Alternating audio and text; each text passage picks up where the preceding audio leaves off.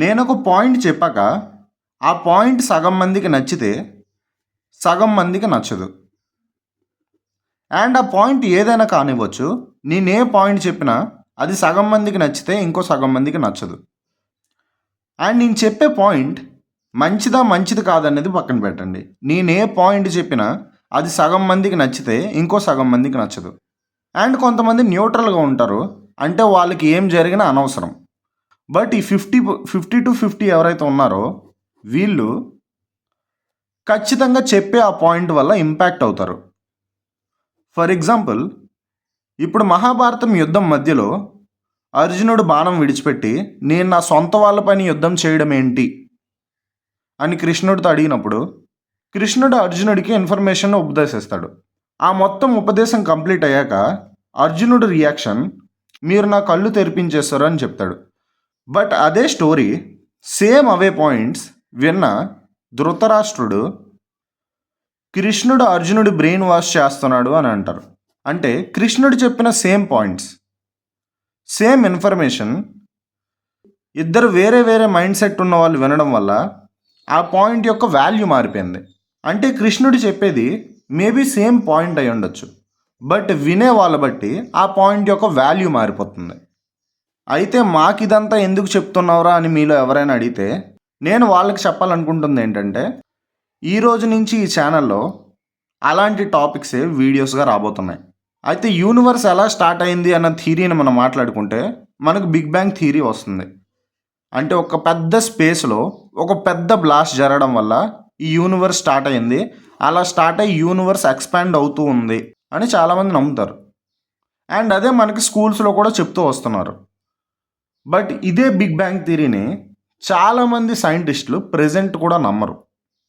So ఇప్పుడు big bang theory 100% right అంటే ఎవరికి తెలుసు? అది 100% రైట్ అని ఎవరు రాసివ్వలేరు. బికాజ్ యూనివర్స్ ఎలా స్టార్ట్ అయిందనేది మనం జస్ట్ థియరీస్ క్రియేట్ చేయగలం. బట్ ఇదే 100% రైట్ అని బల్ల గుద్ది చెప్పలేము. అందుకని అవి థియరీస్ అయ్యాయి.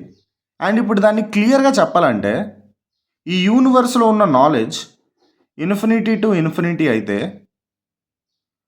మనకు తెలిసిన నాలెడ్జ్, మన దగ్గర ఉన్న సైంటిస్టులు అందరూ ఇప్పటిదాకా తెలుసుకున్న నాలెడ్జ్ కేవలం ఇది.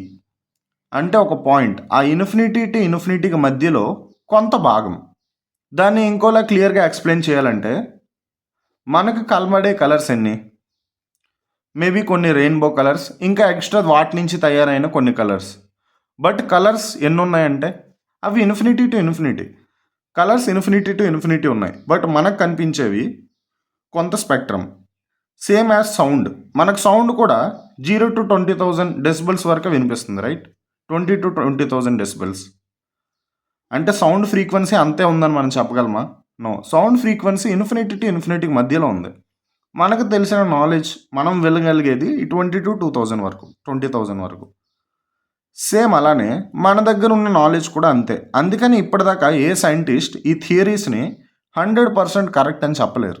సో యాజ్ మనిషి ఎవల్యూషన్ని ఈ కోతుల నుంచి పుట్టాయని చెప్తే మన బుక్స్లో కూడా అదే ఉంటుంది. ఇలా కోతుల నుంచి పుడుతూ ఇప్పటిదాకా ఇలా మనం మనుషుల్లా మారాం, ఇదే ఎవల్యూషన్ అని చెప్తారు. బట్ అలా మారితే ఈ కోతుల నుంచే మనం పుడితే ఈ కోతులు ఇంకా ఎందుకున్నాయి అనే పాయింట్స్ని చాలామంది సైంటిస్టులు రైజ్ చేస్తారు. అంటే మనిషి ఎవల్యూషన్ కూడా ఇప్పటిదాకా మనకు తెలిసింది ఇలానే జరిగింది అని 100% ఏ సైంటిస్ట్ రాసి చెప్పలేదు. సో మనకున్న నాలెడ్జ్ ఎప్పుడు క్లియర్గా ఇదే అని లేదు. సో ఈరోజు నుంచి మన ఛానల్లో ఇలాంటి మైండ్ బ్లోయింగ్ వీడియోస్, మన హిస్టరీని ఈ సైంటిఫిక్ నాలెడ్జ్తో కంపేర్ చేస్తూ వీడియోస్ని క్రియేట్ చేస్తాను. ప్రతి 2 to 3 డేస్కి ఒక వీడియో ఖచ్చితంగా అప్లోడ్ అవుతుంది.